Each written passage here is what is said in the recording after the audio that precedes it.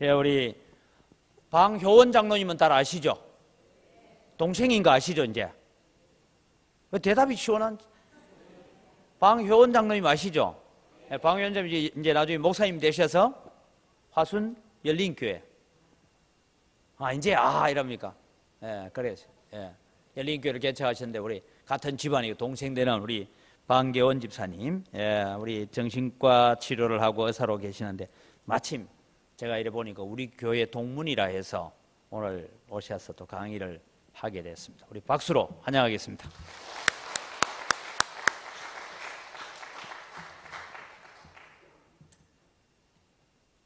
예, 서울에서 KTX 타고 지하철을 타고 여기 양동시장에서 내려가지고 걸어오는데 저희가 여기 지금 복귀됐는데 복귀되기 전에 거기서 제 어린 시절 아마 거기서 태어난 것 같고 아마 이 태평교에서 이 통로에서 오래 살았어요. 아마 저희 어머님이 눈문교회 다니실 때 수요예배 다녀오셔가지고 11시에 절을 왔어요. 어머님 뱃속에서부터 눈문교회를 다니고 은광교회 옮겨가지고 사실 이제 고등부까지 거의 교회에서 살았죠. 대학은 그 전남우대 들어가가지고요. 거기서 정신과를 마치고 성용암병원에서 한 7년 있다가 2000년도에 미국으로 들어갔습니다. 그래가지고 미국하고 서울하고 이렇게 왔다 갔다 하면서 재작년에 2017년 6월 달에 이제 병원을 다 정리하고 미국으로 이민 갔습니다. 그래서 그 사이에 여러 가지 이제 하나님이 섭리하신 인생사가 있었는데 어쨌든 미국의 삶을 콜링을 오래전부터 마음속에 준비하고 있었고요. 또 저희 애들이 미국에서 살 수밖에 없는 상황들이 있어가지고요. 그래서 이제 오래전부터 제가 2009년도에 영주권이 나와가지고 그때부터 조금씩 미국 생활을 준비하다가 2년 전에 갔는데 저 아내는 오래전부터 계속 준비를 해왔기 때문에 저는 한국에서 계속 일을 해와서 과연 내 남은 삶이 미국 삶이 정말 하나님의 콜링인가. 한국에서 저도 정치과 의사로서 일을 좋아하고 많은 일을 하고 있었는데 어쨌든 2년 전에 가가지고 한 1년 반 살다가 저는 한국에서 아직 좀 정리해야 될 것이 있을 것 같아요. 제 가족 문제라든가 친구 문제라든가 또 일적인 문제나. 그래서 어쨌든 금년에 다시 한국에 잠시 왔습니다. 근데 아마 기도하면서 다시 미국으로 하나님의 콜링이 맞은 것 같아요. 그래서 제 아내가 미국 생활을 여러 가지 기초를 준비하고 있고요. 거기서 카운셀링 오피스를 사실 하고 있었어요. 그래가지고 지금 왔는데 사실 몇 년 전, 얼마 전까지만 해도 여기 은광교회 여기 오리라고는 생각을 전혀 못했어요. 근데 그 저희 은광교회 동문 모임이 서울에서 잠시 있을 때 우리 고재훈 선배님한테 이렇게 제의를 받고 이것도 하나님께서 내가 한국에 있는 동안에 나의 몇 가지 버킷 리스트가 있어요. 미국을 가기 전에 꼭 해야 될 것들. 내 주변에 친구의 부부 상담이 필요한 내 친구도 몇이 있고 또 제 형제 자매 만나야 될 사람도 있고 또 여러 가지 제가 개인적으로 한국에 오래 살면서 제가 마지막으로 좀 봉사해야 될 부분도 있고 근데 하나님께서 이렇게 은광교회에서 한번 강의를 하고 너의 삶을 좀 뭔가 보답을 하고 가라 이런 사인으로 알고 준비를 했습니다. 그래서 오전에는 주로 이제 대학생 청년을 대상으로 하는 제가 오랜 동안 이렇게 생각하고 준비했던 이야기를 했고요. 지금은 이제 주로 노년과 중년, 제가 크리스찬이면서 정신과 의사로서 오랫동안 마음속에 생각하고 준비했던 것입니다. 아마 어디서 뭐 이런 강의를 아마 들으실 기회는 거의 없을 겁니다. 제가 병원에서는 가끔 상담하다 보면은 우리 환우분들이 갑자기 호칭이 어떤 분들은 장로님 그러시고요. 나 장로님 아니다. 집사님이다. 어떤 분은 목사님 그래요. 아예 교회 아니다고. 근데 뭐 제가 워낙 관심사가 그쪽에 많이 있기 때문에 이야기를, 뭐 그분이 뭐 전혀 영적인 관심이 없으면 그런 이야기를 잘 안 하는데요. 또 지역사회에서 이렇게 노인 대학이라든가 노인들 대상으로 하면은 영적인 이야기는 아주 거의 잘 안 하죠. 뭐 관심 있는 노인 치매라든가 노인 우울증 뭐 이런 현대 노인들의 건강에 대해서만 이야기하는데, 이제 교회에서 하기 때문에 뭐 정신과 의사 같기도 하고 약간 목사 같기도 하고 그런 야리까리한 중간 이야기를 할 것 같아요.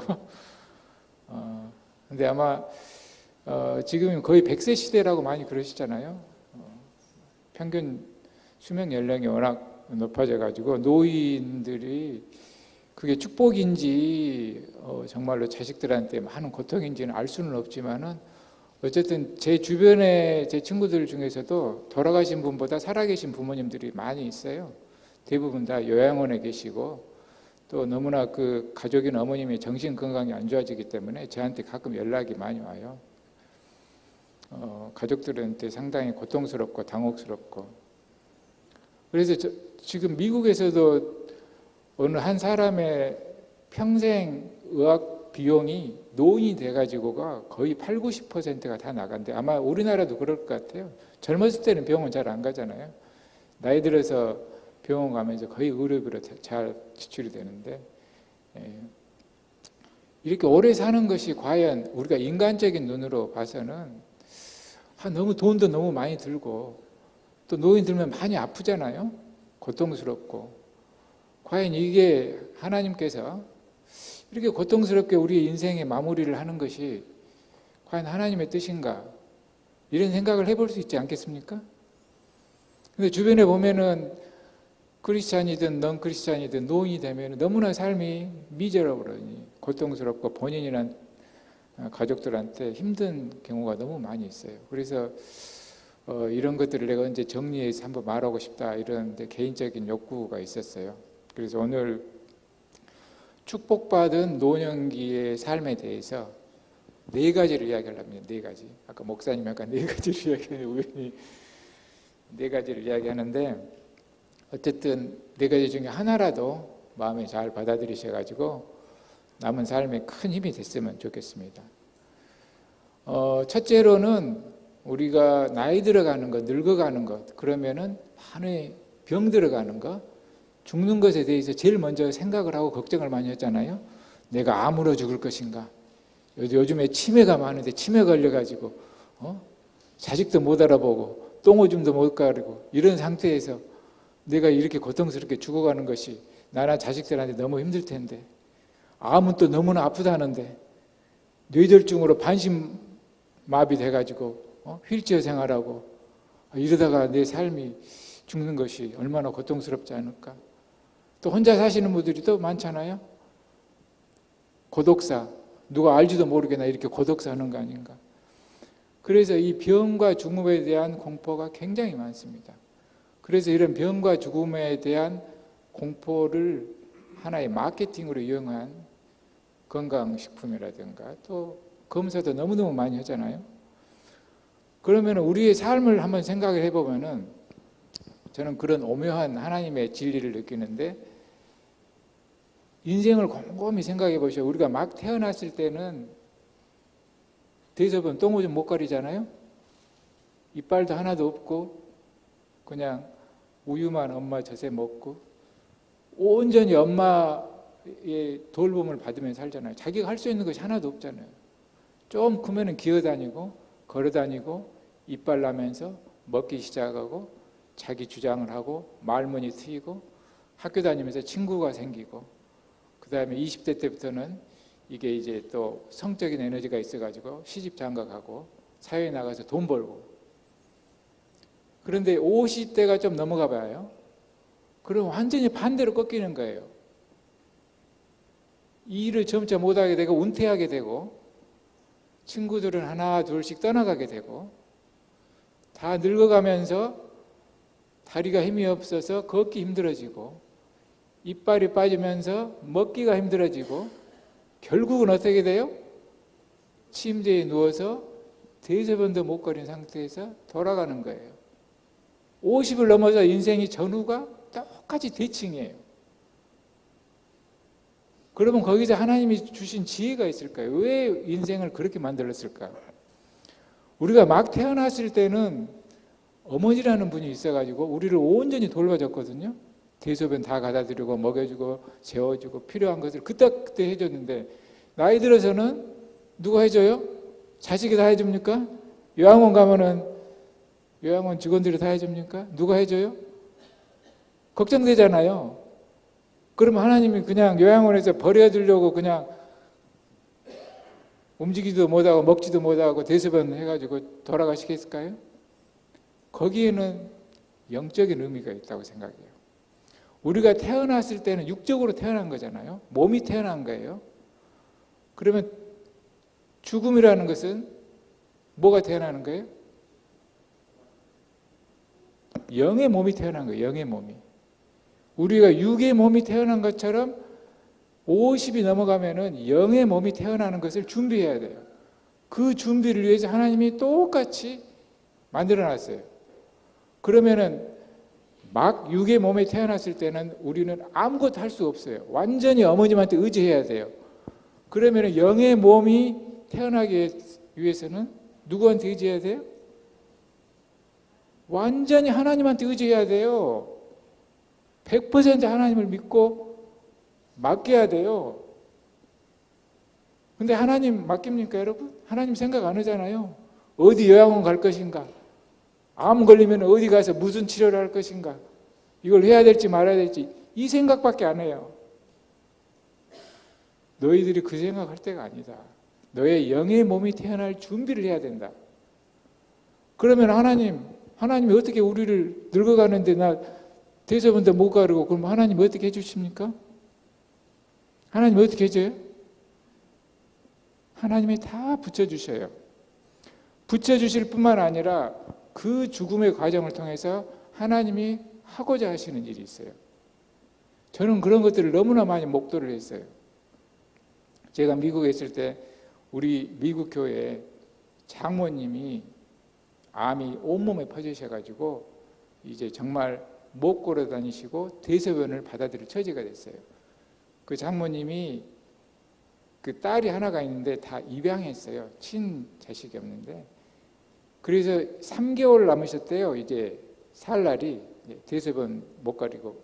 그래서 그 목사님이 예배 시간에 하나님께서 선물로 우리 어머님을 우리 교회에 주셨다. 이 어머님을 모시는 것은 우리 교회의 큰 특권이다. 프리빌리지다. 바로 다음날 사모님 모시고 오셔가지고 집을 개조했어요.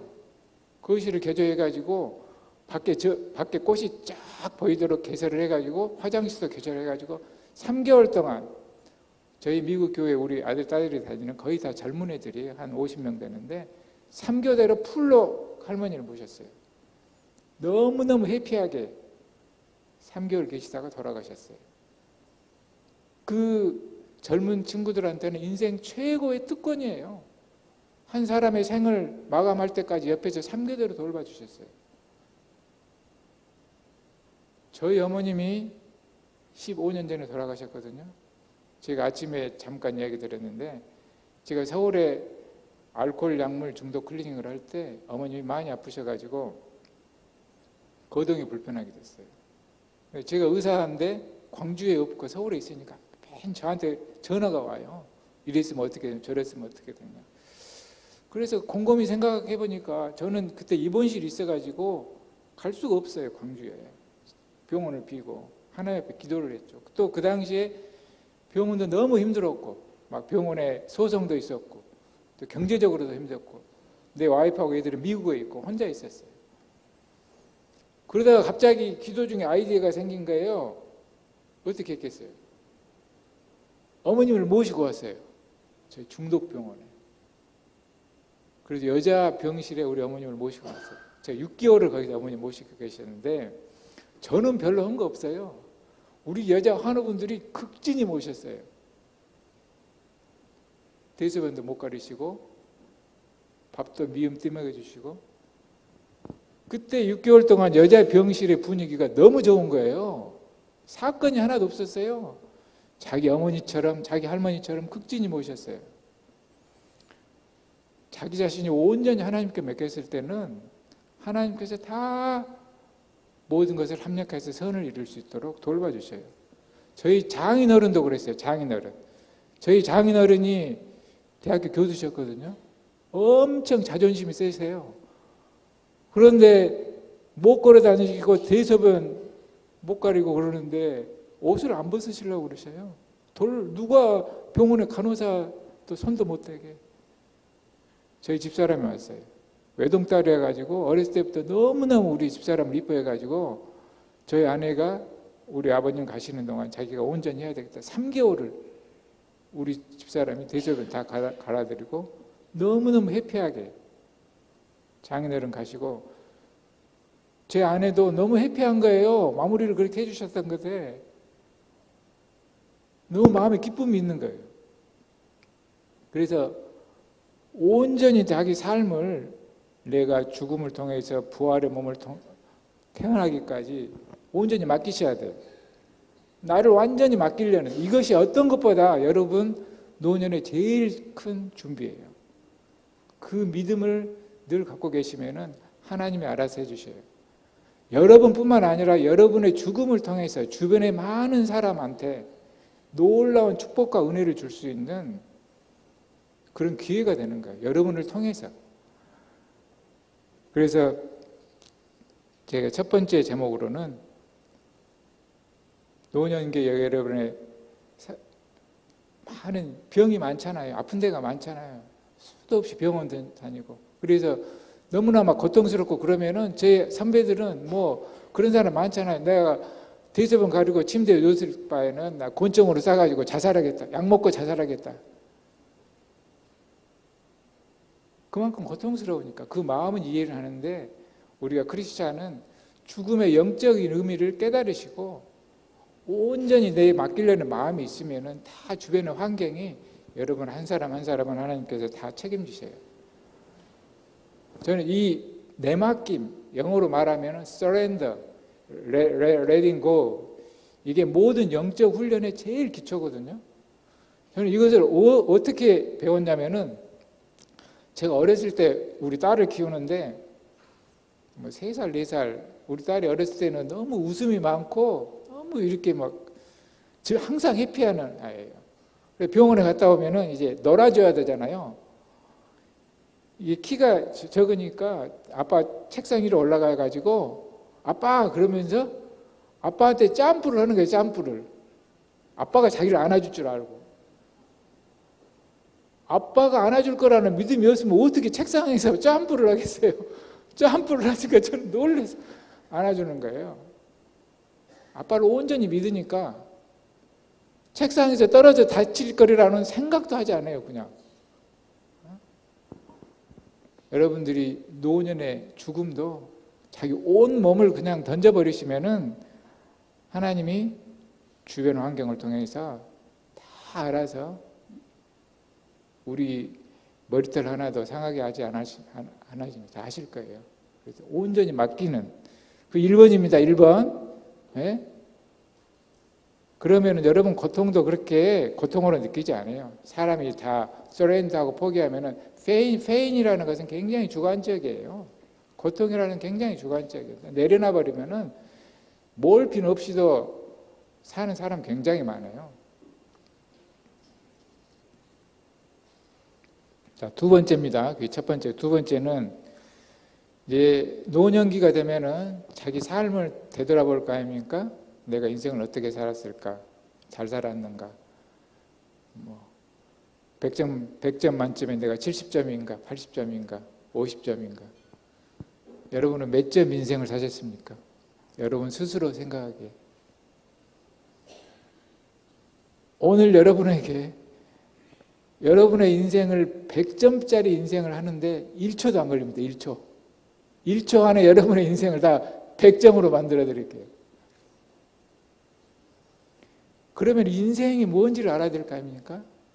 그럼 인생을 알려면은 여러분의 인간에 대해서, 나의 인간에 대해서 알아야 돼요. 그러면 사람이라는 게 하나님께서 아담과 하와를 창조하시고 심히 기뻐하셨잖아요.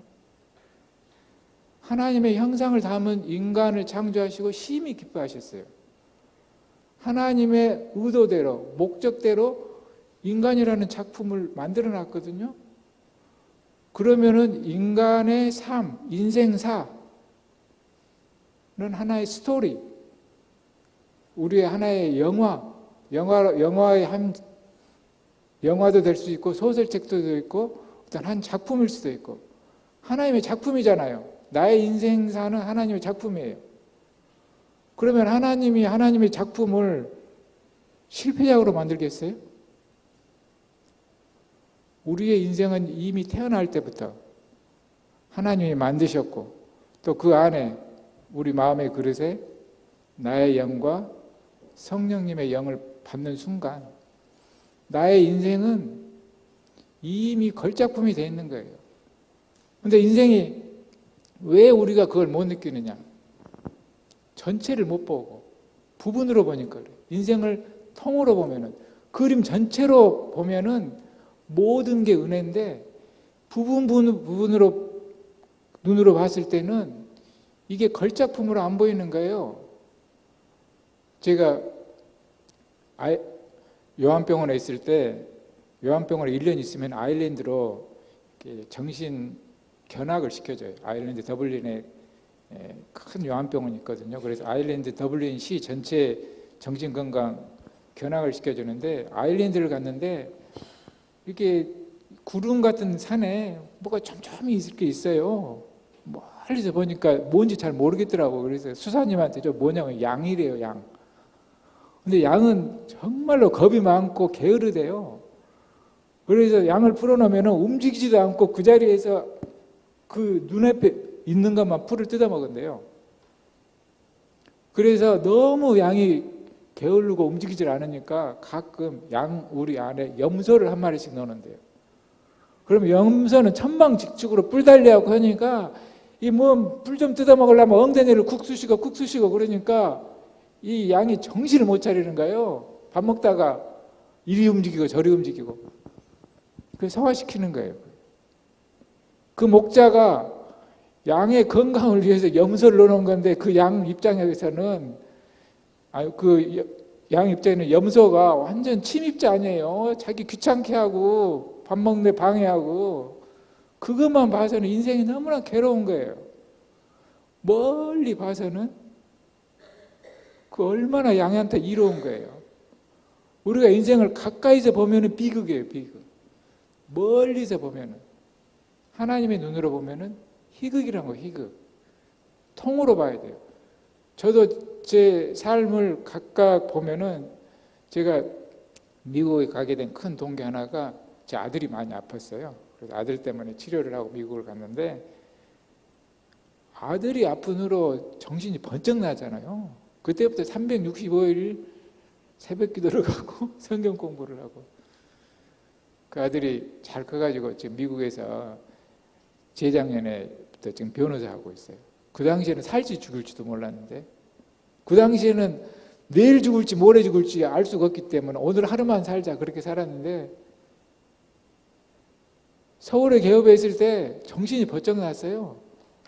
돈은 다 누구한테 뜯겨버렸지, 환자 날마다 난리치지, 고소해가지고 법원 가서 이게 줘서 써야 되지, 어머니 아프셔가지고 이게 대서본도 못 가야지.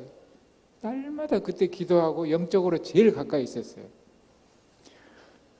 젊은 사람이나 중년기 때는 인생의 클라이맥스 있을 때는 그걸 잘 통으로 보기가 힘들어요. 우리가 영화를 봐봐요. 영화의 중간 정도면 얼마나 클라이맥스예요. 주인공이 총 맞아갖고 산이 죽으니 하고, 무섭고 정말로 흥미진진하잖아요.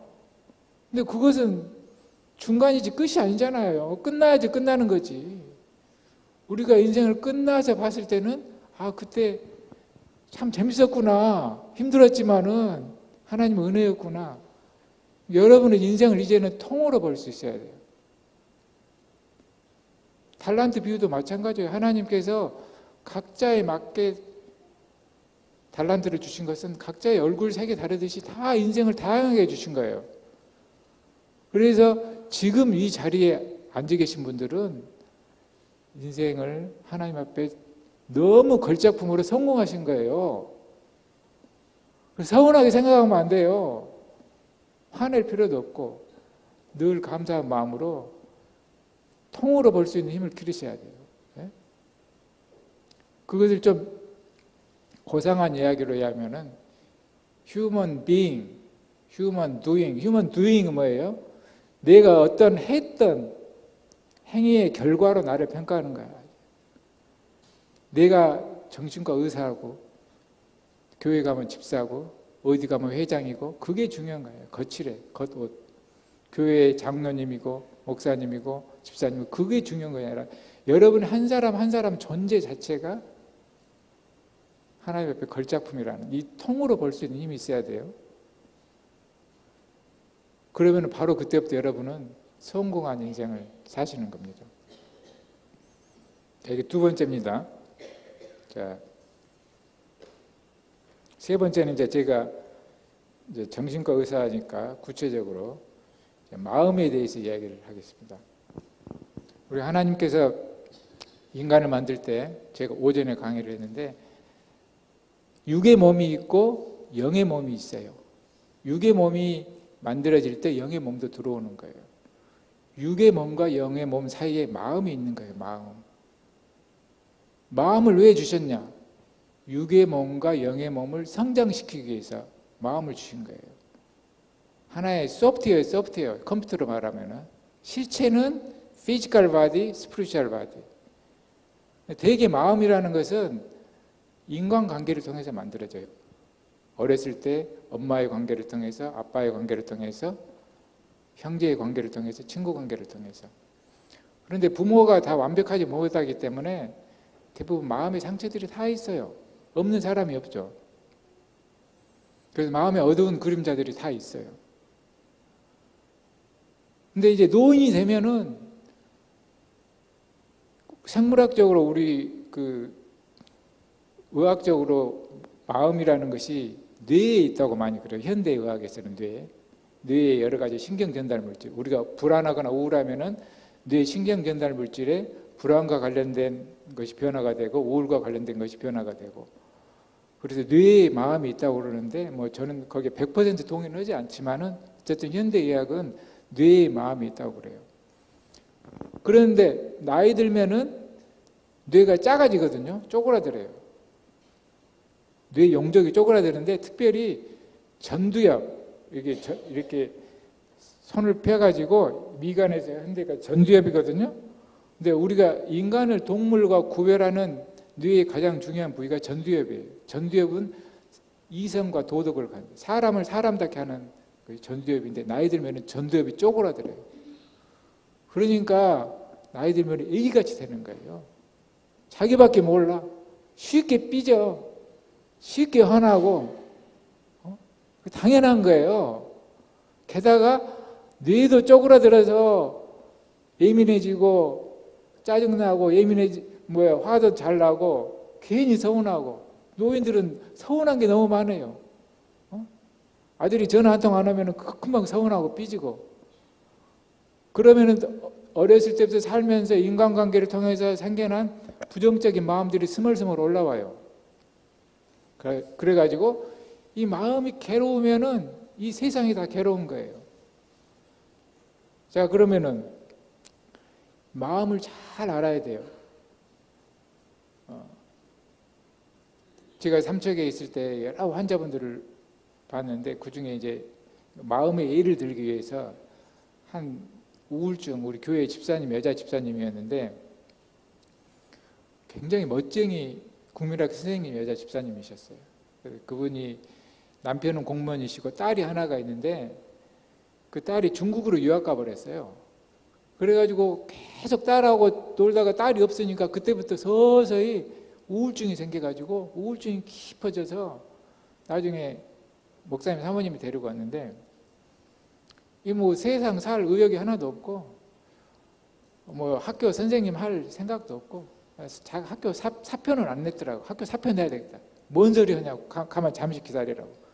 말 들어보니까 이분이 멋쟁이 이 선생님이 자기 모피 코트니 보석이니 이걸 다 나눠줘 버렸어요.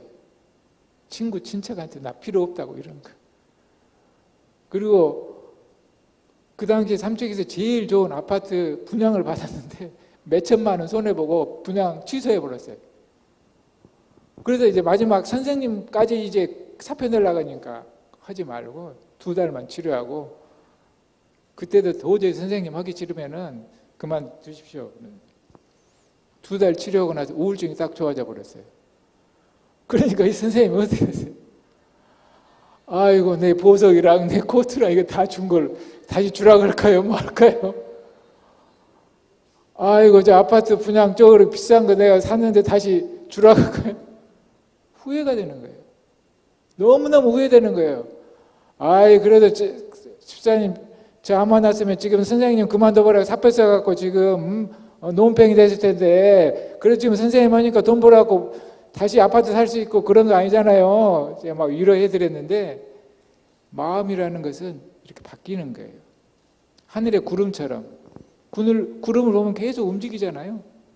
마음이라는 것은 계속 움직여요. 바뀌어요. 우리가 더운 여름날 엄청 습기 많고 식은땀 나고 짜증날 때 예민하고, 어디 은행에 들어가서 시원한 에어컨 바람만 쐬어도 짜증난 것이 확 없어지잖아요. 그러니까 마음이라는 것은 진짜로 이야기하면 가짜예요, 가짜. 진실은 변하지 않는 거예요. 보석은, 진짜 보석은 변하지 않잖아요. 마음은 자꾸 변해요. 노인 되면 마음이 더 변해요. 부정적으로 변해요. 그 마음은 가짜 마음이에요, 가짜 마음. 가짜 마음에 휘둘리면 안 돼요. 어렸을 때부터 많은 상처가 많은 사람은 훨씬 그런 부정적인 마음이 많고, 인간관계에서 상처가 많고, 게다가 나이 들면은 더 부정적인 생각이 들어요. 너무 수치스럽고 불안하고 화나고. 그러면 진짜 마음은 뭐예요? 구름을 거친 그 뒤에 파란 하늘이 진짜 마음이에요. 그 파란 하늘이 무슨 마음이죠? 그 가짜 마음을 보는 마음이 있어요. 내가 화가 났다. 그러면 아, 내가 화가 났구나. 사람은 생각할 수가 있어요. 아, 내가 불안하네. 아들이 전화가 안 오니까 참 짜증나네. 화가 나네. 가짜 마음을 볼 수 있는 마음이 있어요. 그게 진짜 마음이거든요. 그러니까 진짜 마음을 키워야 돼요. 그 성경에 보면은 마음을 지키기 위해서 늘 깨어 있어야 된다고. 나는 깨어 있다는 의미가 깨어서 가짜 마음을 보는, 그것이 깨어 있는 거예요.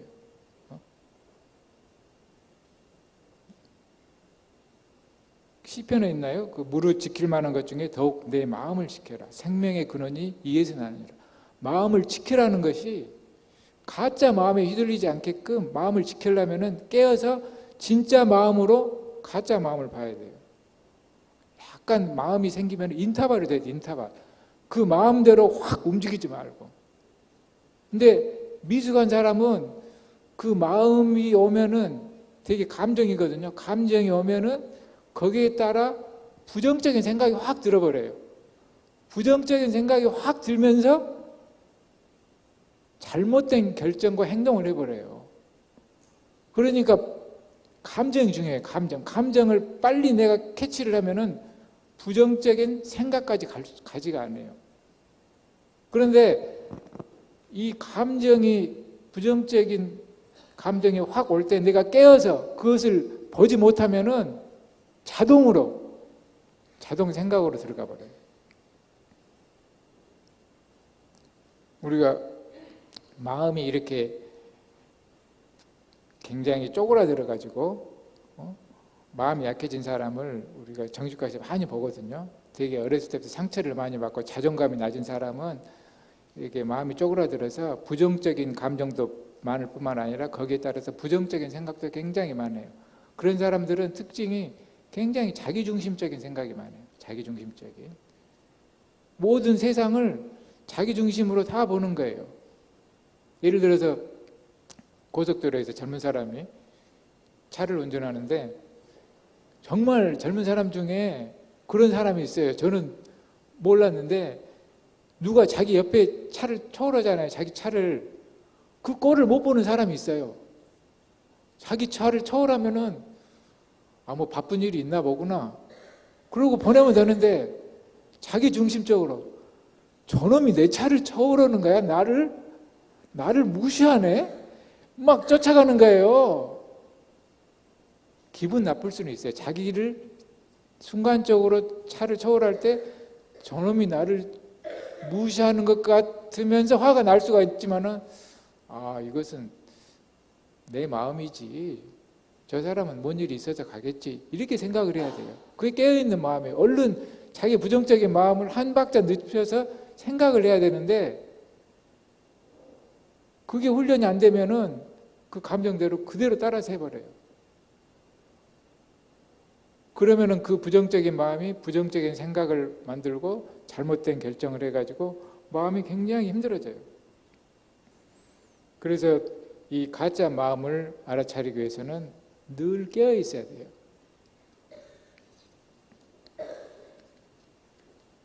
그래서 여러분들이 부정적인 마음을 봤어요. 깨어서 봤는데 그래도 이렇게 안 없어질 수가 있어요. 부정적인 마음이. 근데 이제 마음은 사람하고 사람의 관계를 통해서 만들어지거든요. 어렸을 때부터 부모의 관계를 통해서. 그래서 마음은 관계를 통해서 해소가 돼요. 가까운 사람한테 부정적인 마음을 털어놔서 해소가 될 수도 있고, 정 가까운 사람하고 털어놔도 해소가 안 되면은 정신과 의사를 찾아가서 털어놓을 수도 있고, 그래도 안 되면은 하나님 앞에 털어놓는 거예요. 기도하면서 하나님 앞에 내놓는 거예요. 내 부정적인 마음이 이런 것이 있습니다. 한번 해보세요.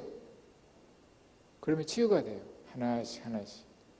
그 마음을 갖고 있지 마요. 왜? 그건 가짜니까. 내 것도 아니야. 진짜 나도 아니고 가짜 마음을 갖고 있으면은 가짜 생각이 와서 가짜 행동을 하게 되고 가짜 결정을 해가지고 삶이 미져버리게 된다니까요. 갖고 있을 필요가 없어요. 던져버려요. 다른 사람한테 대화하면서 던지든가 하나님 앞에 던지든가. 자, 마지막 4번째입니다. 노년기의 삶을 망가뜨리는 최대의 적이 제가 봐서는 외로움이에요. 외로움. loneliness. 얼마 전에 그 뉴스를 보니까 영국에서는 외로움 장관을 새로 만들었대요. 외로움 장관. 그 외로움이라는 것이 영국에서 얼마나 큰 사회 문제가 되면은 외로움을 퇴치하기 위해서 외로움 장관을 만드셨대요. 아마 우리나라도 그래야 될 것 같아요. 지금 1인 가구가 너무나 많고 노인들뿐만 아니라 1인 가구가 너무 많아서 그 각자의 외로움이 하늘을 찌르요. 얼마 전에는 환자분이 오셔가지고 혼자 사시는 분인데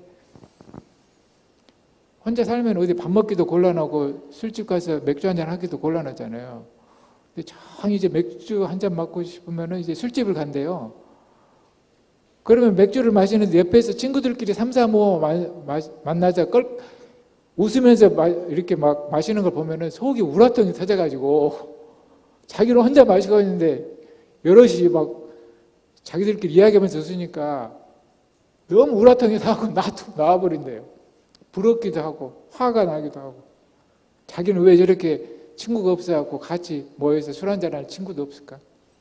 1인 가구가 너무 많아지면서 이 외로움이 정말로 큰 사회 문제가 될 수가 있어요.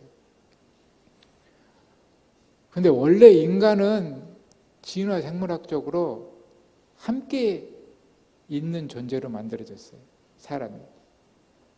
왜냐하면 우리가 인간이 생존을 하기 위해서 어떤 대열에서 이탈이 돼가지고 혼자 있으면 곧 죽음이에요. 예전에 전쟁을 한다거나 어떤 동물하고 싸울 때 집단으로 작전을 세서 하는데 거기서 빠져나와서 혼자가 되면은 이탈해서 죽으면, 우리 남자분들 군대 가서 100km 행군할 때 거기서 이탈하면은 죽음이잖아요. 나고자는 거의 패배, 죽는 거나 마찬가지예요. 그래서 인간은 생존을 위해서 항상 뭉쳐서 살게 돼 있어요. 제가 미국에 있을 때 그 목사님 애들이 온다고 해가지고 하우스로 이사를 갔어요. 방 5개짜리로. 근데 어느 날은 제 아내도 어디 가고 저 혼자 자게 돼 있는데 그 5개짜리 방에서 혼자 자려니까 남자인 저도 좀 무서워요. 이게 뭔 소리가 나면 이게 뭔 소린가. 잠을 제대로 못 자겠더라니까요. 거라지에서 뭔 소리가 나면은 뭔 일인가 내려가서 불 켜놓고 보게 되고, 사람이 혼자 있으면 예민해져요. 의심이 많아지고 무서워지고 두려워지고. 그래서 이승만 박사가 그랬잖아요. 뭉치면 살고 흩어지면 죽는다. 우리는 성경적으로도 뭉쳐야 될 존재예요. 하나님도 성부, 성자, 성령 뭉쳐서 사시잖아요. 교회도 예수님을 머리로 다 지체가 뭉쳐 있듯이, 저는 그런 소울메이트도 그냥 그런 예를 들었어요. 우리가 피자를 먹더라도 피자 한 판에 뭐 6조각, 8조각 나오잖아요. 그게 소울이에요, 소울. 우리 먹을 때는 한 조각씩 먹잖아요. 우리가 알게 모르게 주변에 다 소울메이트가 있네요. 그것이 한 팀으로 움직이는 거예요. 우리가 뇌세포를 봐도 그래요. 뇌세포를 한 세포 한 세포는 아무 기능이 없어요. 뇌세포의 기능은 네트워킹으로 되는 거예요. 그러니까 나이 들어서 뇌세포가 하루에 몇십만 개씩 없어져도 기능을 하는 이유는 네트워킹이 되어 있기 때문에요. 보통 뇌세포 하나가 1000개에서 10만 개 세포하고 네트워킹이 되어 있어요. 그래서 뭉쳐야 살아요. 노인분들은 어쨌든 노인들 만나면 하루에 최소 3분씩은 만나라고 그래요. 외로우면은 거기서부터 병이 생긴다니까요. 뭉치고 만나야 돼요. 제가 샌디에고 있을 때 그 샌디에고 한인연합감리교회를 다녔는데요. 거기가 샌디에고에서 거의 제일 큰 교회 중에 하나예요. 그래서 그 교회가 굉장히 유명한 교회래요. 지역에서 2가지로 유명하대요. 하나는 그 어린이 여름 성경학교 VBS 바이블 스터디, 그 어린이 여름 성경학교를 굉장히 잘해요. 거기 그 대학부 청년부 영어 예배가 워낙 잘 되기 때문에 이제 그 사람들이 어린이 교사하면서 VBS 여름 성경학교가 잘 되면서 그것 때문에 젊은 엄마들이 많이 온대요. 여름 성경학교. 그 다음에 중년층이 많이 온대요. 중년층이. 특히 50대, 60대 초반. 왜 중년층이 많이 오겠어요? 거기는 이제 연령대별로 모임이 있어요. 그리고 연령대에 또 더 소그룹으로 속회 모임이 있는데 70대 이상 모임이 에노케라고 있어요. 에노케. 그리고 샌디에고에서 노년기에 샌디에고에 에노케 들어가면은 그 사람은 노년기 게임 끝났다. 이런 소문이 있을 정도로 그 에노케 들어가면은 엄청 교회에서 잘해줘요. 철저히 여기 여행시켜주지. 일주일에 한 번. 그 당시에는 노인대역이 이렇게 잘 안 돼 있어요. 일주일에 한 번씩 모여서 밥 먹여주고 강의시켜주고. 거기 에노케만 들어가면은 노년기가 이제 꽃피는 3월이 되는 거예요. 고속도로처럼. 그러니까 에노케를 들어가려고. 농담이겠지만 그렇게 에노케를 잘했어요. 잘 섬겼어요. 그러니까 뭐 외로울 틈이 없죠. 그만큼 노년기 때 외로움이 제일 큰 적이니까. 그래도 여기 보니까 노인분들이 너무나 많으셔가지고 이거 잘 이렇게 서로 간에 이렇게 조직이라든가 몸이 잘 돼 있을 것 같아요. 그것은 여러분들이 큰 축복받은 교회에 오신 것 같아요. 그래서 하루에 어떻든 2-3 사람을 만나셔야 돼요. 근데 많은 사람들이, 상처가 많은 사람들은 힘들어해요. 차라리 혼자가 낫다. 만나면은 성격이 안 맞고 마음이 안 맞아서 상처받고, 그런 말이 있잖아요. 혼자 있으면 외로운데 함께 모이면 괴롭다. 나는 차라리 괴로움보다 외로움을 택할란다 그러는데, 괴로워도 함께 모여야 돼요. 그게 하나님의 뜻이고, 그게 코이노니아, 성도 간의 교제. 2-3 사람이 모인 것에 내가 너희와 함께 하시라고 그랬잖아요. 모이셔야 돼요. 왜? 모여야지 여러분의 쓴 뿌리가 올라오는 거예요. 여러분 마음이 올라오는 거예요. 우리는 죽을 때까지 마음 훈련을 해야 된다고 그랬잖아요. 여러분의 부정적인 마음이 사람을 통해서 나오는 거예요. 그러면 그 마음을 여러분들이 볼 수 있으면은, 깨어서 마음을 볼 수 있으면 눈녹듯이 없어져 버린다니까요. 그것이 여러분의 마음의 훈련이고 성장하는 것이고 죽을 때까지 하는 거예요. 그래서 외로움을 대체하기 위해서 많이 모이시길 바랍니다. 그래서 오늘 4가지를 다 했습니다. 4가지 중에 어쨌든 4가지를 다 마음에 못 담으시면은 하나라도 마음에 담으셔가지고 남은 노년 하나님과 함께 축복된 삶을 누리시기 바랍니다. 고맙습니다.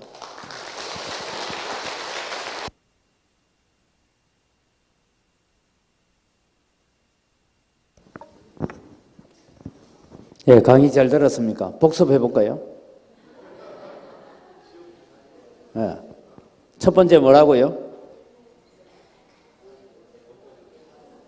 예? 하나님 앞에 온전히 맡기는 게 뭡니까? 이제 내가 나이 들어가서 점점 약해져 가면 엄마한테 다 맡기듯이 하나님께 내 자신을 다 맡기는 거죠. 다 맡기겠습니까? 하나님께 못 맡기거든 제게 맡기세요. 예. 그러면 됩니다. 두 번째는요, 인생을 통으로 봐라. 지금은 고통스러운 일이지만 지나놓고 보면 참 좋은 거예요, 그죠? 저는 지금도 제가 인생을 통으로 봐라 하는 그 말씀을 들으면서 여러분은 늘 광주만 살아가지고 잘 모르는데 저처럼 인도네시아 가서 감옥도 들어가 보고 다 해보세요. 그럼 인생을 통으로 살아서 야 그때 하나님의 은혜였다는 거 기억하죠, 그죠? 그 다음에 세 번째는요, 마음을 깨워서 가짜 마음을, 참 우리 선생님 정말 우리 공부 잘하죠, 그죠? 은광교회 우리 고향교회의 성도님들 진짜 공부를 잘합니다, 그죠? 가짜 마음을 진짜 마음으로 잘 보고 잘 다스려야 된다. 마지막은요,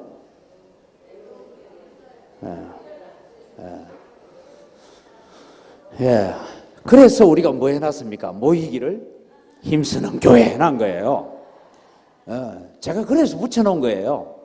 우리가 외로움을 이겨가는 것은 모여서 기도하고 구역 모임 하면서 아픔도 나누고 마음도 나누고 그래서 살아가는데 제가 보니까요, 그 예수 믿는 사람들은 그래도 행복하죠, 그죠?